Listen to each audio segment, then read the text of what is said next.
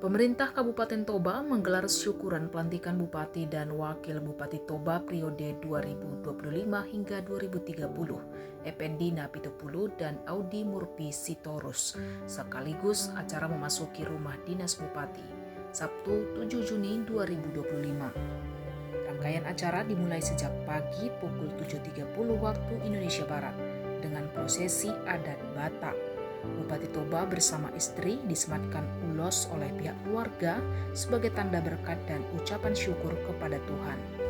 Prosesi dilanjutkan dengan upacara Mangupahondeke atau pemberian ikan mas oleh pihak hula-hula sebagai lambang doa dan harapan.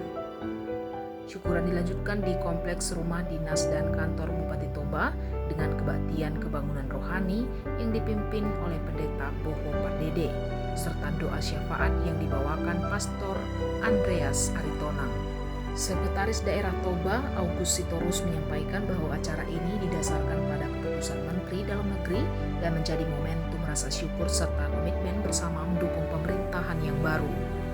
Acara ini juga menjadi ajang menjalin keakraban antara pemerintah dan masyarakat, serta wadah mendengar harapan rakyat demi mewujudkan program percepatan pembangunan menuju Toba Mantap 2030. Acara ini dihadiri langsung oleh Bupati dan Wakil Bupati Toba terpilih, Sekretaris Daerah, para pejabat Pemkab, serta tokoh-tokoh penting di Kabupaten Toba.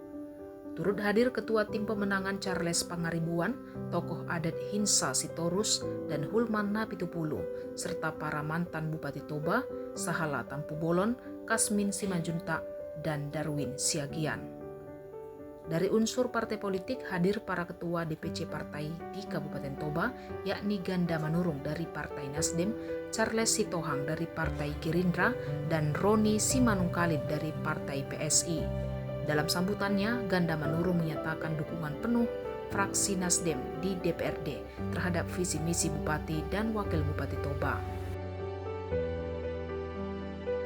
Masyarakat dari seluruh kecamatan, ASN, tokoh agama, tokoh adat serta keluarga besar Bupati dan Wakil Bupati Toba turut hadir memeriahkan dan mendoakan kelancaran kepemimpinan 5 tahun ke depan.